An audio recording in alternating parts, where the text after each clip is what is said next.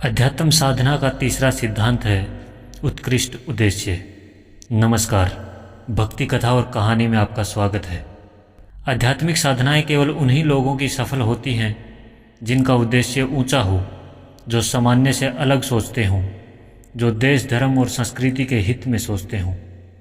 जो लोग अपनी कामनाओं और वासनाओं की मांग ईश्वर से करते हैं वह पूरी ही हो ऐसा ज़रूरी नहीं है।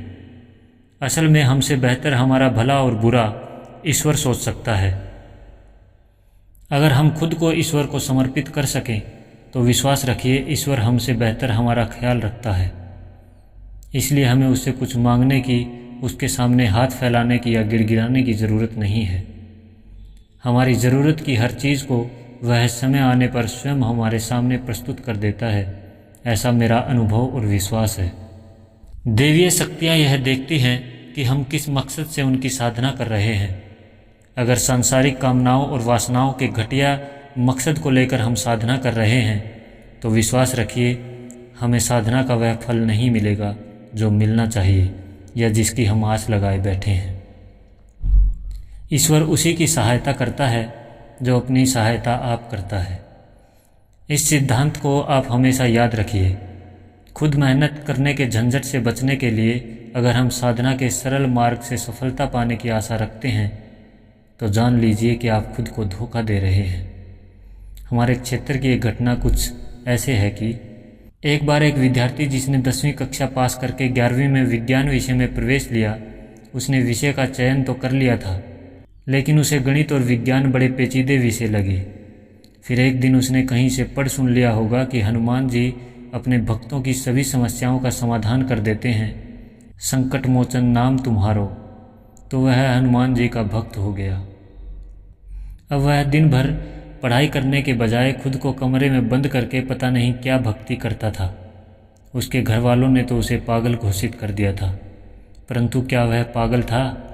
शायद और शायद नहीं। अब उसकी परीक्षा निकट आ गई थी।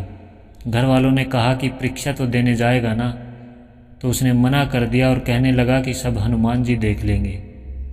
घर वालों और पड़ोसियों के बहुत समझाने पर शायद वो परीक्षा देने के लिए मान गया था, किंतु अंततः वह परीक्षा में फेल हो गया। घर वाले तो पहले से जानते थे कि उसका फेल होना निश्चित है, किंतु उसे बहुत बड़ा धक्का लगा। क्यों हुआ ऐसा? इसलिए कि वह सिद्धांत विहीन उपासना कर रहा था। किसी भी साधना की सफलता के लिए परिष्कृत व्यक्तित्व का होना अनिवार्य है। कोई भी साधना करने से पहले यह निश्चित होना चाहिए कि साधना क्यों की जा रही है। यह ख्याल बराबर बना रहना चाहिए कि हमारी साधना हमेशा ऊंचे उद्देश्यों के लिए हो। आत्म कल्याण और लोक मंगल के उद्देश्य से की जाने वाली साधनाएं हमेशा सफल होकर रहती हैं। इसके साथ साथ इस बात का भी ध्यान बराबर बना रहना चाहिए कि हमारी साधना में तीनों सिद्धांतों का समावेश हो, चाहे वो भौतिक सफलता के लिए हो, चाहे आत्म कल्याण के लिए। उद्देश्य केवल व्यक्तिगत लाभ या सांसारिक इच्छाओं की पूर्ति नहीं होना चाहिए। इसके बजाय यह आत्मज्ञान, लोक मंगल और उच्चतम आदर्शों की पूर्ति के लिए होना चाहिए। जब साधना का उद्देश्य स्पष्ट और ऊंचा होता है तो ईश्वर या दैवीय शक्तियाँ अधिक सहजता से उस साधना को स्वीकार करती हैं और परिणाम स्वरूप साधना का फल भी सकारात्मक होता है। विद्यार्थी ने केवल आस्था और विश्वास पर निर्भर रहने की कोशिश की, बिना परिश्रम और सही दिशा के। यह सिद्धांत दर्शाता है कि साधना केवल आस्था से नहीं बल्कि सही उद्देश्य और मेहनत से सफल होती है। अंततः साधना के लिए एक स्पष्ट उद्देश्य और सही दिशा का होना आवश्यक है।